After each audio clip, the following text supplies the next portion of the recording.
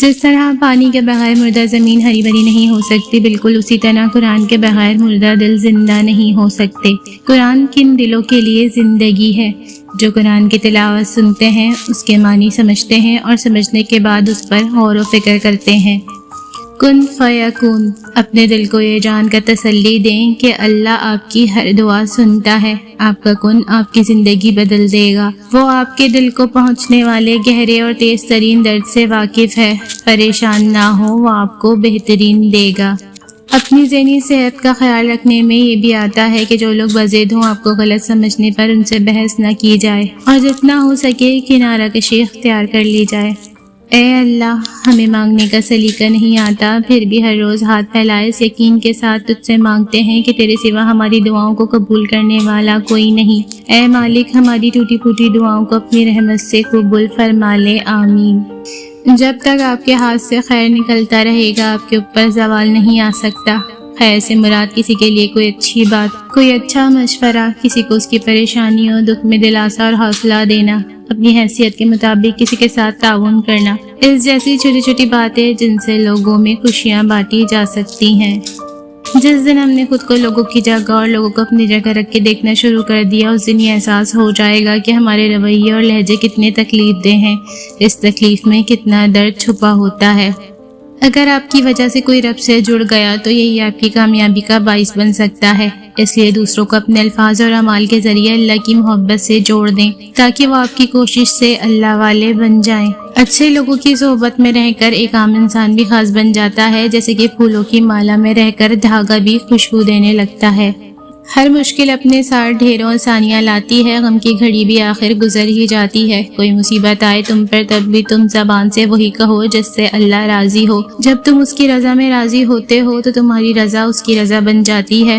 ہاتھ اٹھاؤ دعا کے لیے تو توکل رکھو، اس کا کن جب ہوتا ہے تو ہر کہانی بدل جاتی ہے۔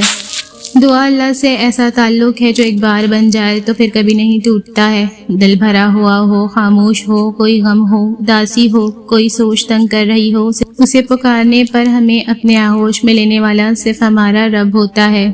جب انسان اس سے بات کرتا ہے، اس کی الجھنیں سلجھن میں بدلنے لگتی ہیں اور اسے قرار آنے لگتا ہے۔ ماں وہ ہستی ہے جس کی پیشانی پر نور، آنکھوں میں ٹھنڈک، الفاظ میں محبت، آغوش میں دنیا بھر کا سکون، ہاتھوں میں شفقت اور پیروں تلے جنت ہے۔ ہر انسان کی زندگی ایک جنگ ہے جو ناجائز خواہشات اور ضمیر کے درمیان جاری ہے۔ جیت اس کی ہے جو خواہشات پر بازی لے جائے، ورنہ غلط خواہشات کی جیت انسانیت کی سب سے بڑی ہار ہے۔ وہی لوگ انمول ہوتے ہیں جو پریشانی میں دلاسا دیتے ہیں، عقل کی بات کرتے ہیں، ہمیشہ تنہائی میں اصلاح کرتے ہیں، کوئی لالچ نہیں رکھتے۔ ایسے لوگ قیمت سے نہیں قسمت سے ملتے ہیں۔ مومن تو کثرت سے قرآن پڑھنے اور سننے والا ہوتا ہے۔ وہ اپنی زندگی کے ہر فیز میں لوگوں کے بجائے قرآن کو اپنی موٹیویشن بنانے والا ہوتا ہے۔ قرآن کا سفر آپ کی عبادت کو ہر دن بہتر کرتا ہے، آپ کے سوالوں کے جواب دیتا ہے، آپ کے ہر غم پر تسلی دیتا ہے، آپ کو رشتے نبھانا سکھاتا ہے، آپ کو مشکل وقت میں بہادر رہنا سکھاتا ہے۔ مایوسیاں محسوس ہونے لگیں تو مہربانیاں گننا شروع کر دیں، اللہ کی محبت کی مٹھاس محسوس ہونے لگے گی اور دل سکون سے لبریز ہو جائے گا۔ پختگی اس وقت ہوتی ہے جب کوئی آپ کو تکلیف پہنچاتا ہے اور آپ ان کی صورتحال کو سمجھنے کی کوشش کرتے ہیں اور انہیں تکلیف نہیں دیتے۔ رسول اللہ صلی اللہ علیہ وآلہ وسلم نے ارشاد فرمایا، وہ شخص جو تنہائی میں اللہ تعالیٰ کا ذکر کرتے ہوئے اللہ کے خوف سے رو پڑتا ہے، اللہ تعالیٰ اسے قیامت کے دن اپنے عرش کا سایہ عطا کریں گے۔ پتہ ہے شیطان تمہارے دل میں کب وسوسے ڈالتا ہے، جب اسے تمہارا اللہ پہ توکل کرنا پسند نہیں آتا، اور پتہ ہے اسے تمہارا توکل کرنا کب پسند نہیں آتا، جب وہ توکل اللہ کو پسند آ جاتا ہے۔ اور جانتے ہو وہ ایسا کیوں کرتا ہے؟ کیونکہ اس توکل کے بعد اللہ نے تمہارے لیے معجزے کرنے ہوتے ہیں اور ان معجزوں نے تمہیں اللہ کے قریب تر کر دینا ہوتا ہے، نہ قریب کے شیطان تمہارا سوچ بھی نہ سکے۔ گناہ کس سے نہیں ہوتا مگر اس کی بارگاہ میں بار بار رجوع، توبہ، کچھ آنسو ضرور بہا لیا کریں، یہ میرے رب کو بہت پسند ہے۔ بلکہ گناہ کے بعد توبہ عبادت ہے، جبکہ عبادت کے بعد تکبر گناہ ہے۔ اگر آپ کی زندگی میں آزمائش ہے تو سمجھ جائیں کہ آپ کو چنا جا چکا ہے، اللہ کے پیارے بندوں کی فہرست میں آپ کا شمار کیا جا چکا ہے۔ یہ آزمائش ہے، یہ تکلیفیں بلا وجہ مقدر کا حصہ نہیں ہے۔ صبر کے کڑوے گھونٹ کے بدلے تمہیں شکر کے سجدے تک لانے کا وعدہ ہے۔ यकीन रखो वो तुम्हें वीरान कुएं से निकालकर सल्तनत का बादशाह बनाने की कुव्वत रखता है।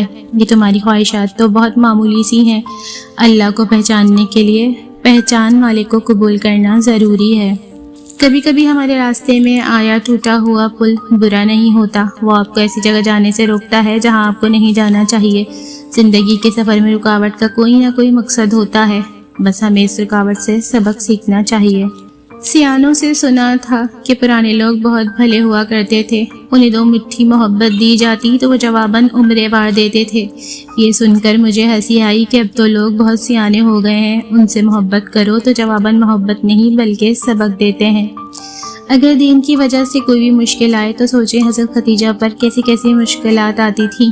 वो मालदार खातून थी, मगर ज़िंदगी के आखिरी हिस्से में खाने को कुछ न मिलता था। शुएब अबी तालिब में महसूर किया गया, उनका सोशल बाइकआउट किया गया। उन्होंने हक की खातिर सब कुछ छोड़ा, मगर हम तो हक को ही छोड़ देते हैं।